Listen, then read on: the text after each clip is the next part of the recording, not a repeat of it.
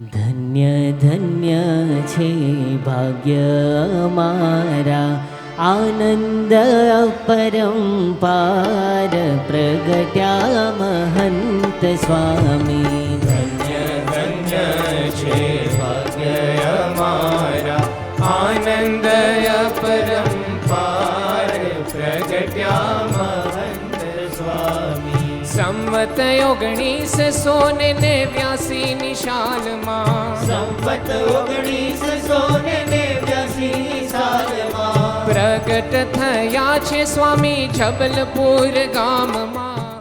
આજે આપણે સ્વામીશ્રીને જે થાળ ધરાવતા જોઈ રહ્યા છીએ, એ થાળ સ્વયં સ્વામીશ્રીએ પોતાના હાથે એક એક વાનગી મૂકીને ઠાકોરજી માટે તૈયાર કર્યો છે. તો આવો ભક્તિભાવ સ્વામી આપના હૃદયમાં છે, આપ અમને વહાલા કેમ ન લાગો? યોગીજીને ખૂબ રાજી કીધા છે, યોગીજીને ખૂબ રાજી કીધા છે, પ્રમુખ સ્વામીના પડછાયા થયા છે.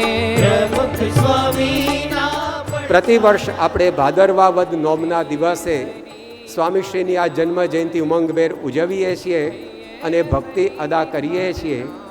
પરંતુ ભાદરવા મહિનામાં વર્ષા ઋતુને કારણે, ચોમાસાની આવન જાવનને કારણે આપણને સૌને સ્વામીશ્રીનો લાભ લેવામાં, સમયના આયોજનમાં અને હરિભક્તોને આવન જાવનમાં પણ ઘણી પ્રતિકૂળતા રહે છે. એટલા માટે જ વરિષ્ઠ સંતોએ નિર્ણય કર્યો કે સ્વામીશ્રીની ભાદરવા વદ નોમની જન્મ જયંતિ તો આ રીતે આપણે ઉજવીએ, પરંતુ સ્વામીશ્રીનો જન્મોત્સવ વિશાળ પાયા પર તેઓના પાર્ષદી દીક્ષાદિન 2 ફેબ્રુઆરીના રોજ ધામધૂમથી ઉજવવો. અને એની શુભ શરૂઆત આવતા વર્ષે અટલાદરાના આંગણેથી થઈ રહી છે.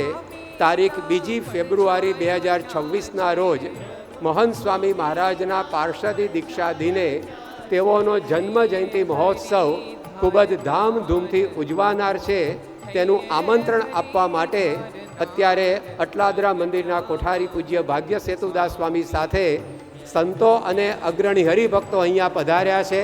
તો આપણે તેઓને વિનંતી કરીએ કે આ આમંત્રણ પત્ર તેઓ સ્વામીશ્રીના કરકળોમાં અર્પણ કરે અને સ્વામીશ્રી સહિત સમગ્ર સત્સંગને અટલાદરા મંડળ એ આ જન્મ જયંતિ મહોત્સવમાં પધારવાનું આમંત્રણ અત્યારે આપી રહ્યું છે.